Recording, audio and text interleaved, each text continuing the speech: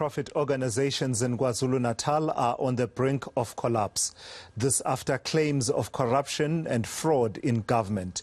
Child Welfare in Pietermaritzburg says operations at the center have been badly affected. The organization says it's no longer able to serve the needy. Other NPOs say there have been no increases provided in state subsidies for 6 years, forcing them to cut down on service provision. Well, eNCA's Lethiwe Mdluli brings us the latest on that particular story. Explain to us the connection there, Lethiwe, between these non-profit organizations, some of them reporting that they are on the brink of collapse and are not able to carry out the services that they are supposed to, and what has been happening within the department, the specific department in government.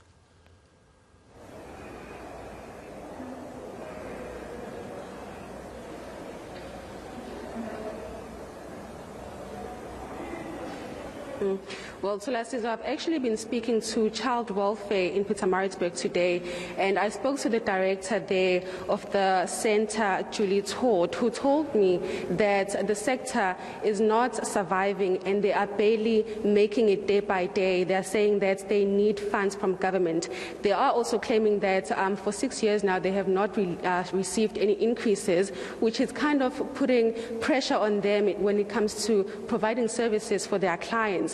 Now, these NPOs, they deal with children. They help the children who are in the system. And what they're saying is that for now they have to turn away these children because unfortunately they do not have the funds to help them. They are also saying that government unfortunately is not providing enough funds for them to pay their social workers, and they are asking government to get involved. But right now I'm actually joined by the DDG from Social Development here in the province. DDG, thank you so much for joining us at eNCA.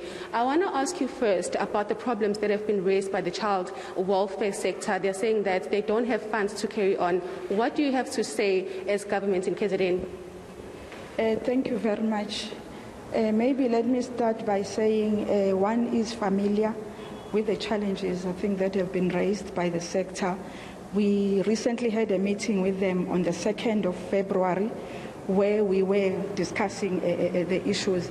This was not the first meeting with them.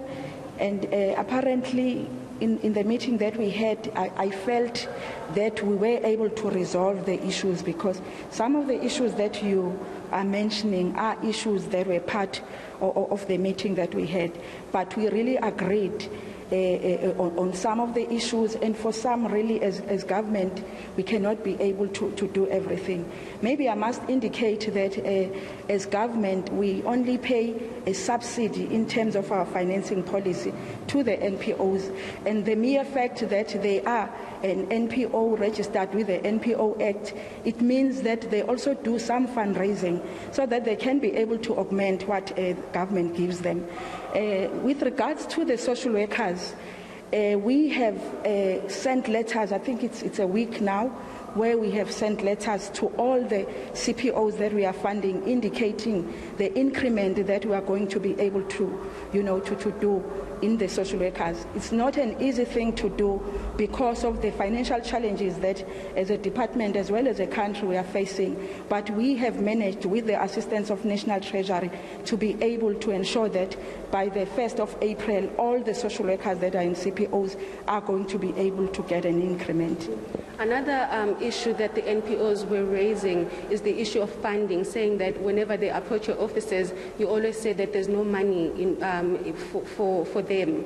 And they have been urging you to approach a National Treasury. Have you done so? Maybe let me indicate that the work that is done by the CPOs is the same work that is done by the social workers that government has. So it's not everywhere where we will need to have CPOs. So it depends on the need of a service in terms of that particular area. So probably that can be the reason if there is an NPO that is starting somewhere where there is no need. The new financing policy that we are using emphasizes the issue of transformation. So we promote that we have NPOs that are providing services, particularly in the previously disadvantaged areas. So it's not all NPOs that we can be able to fund, because we are also guided by the funds that we have as a department, because we are also getting allocation.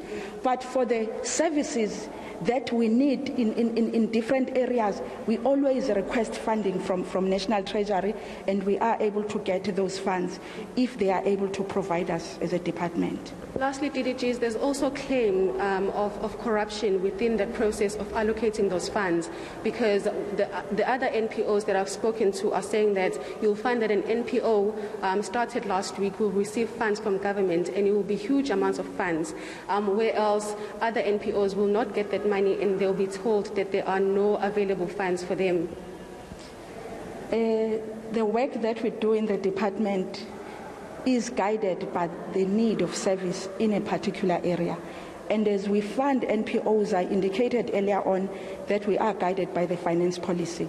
So we also sign SLAs with NPOs that we are going to be able to fund, and there is a business plan that they submit which will indicate the deliverables. So it's not only about what government needs, but it's about what people in those particular areas need.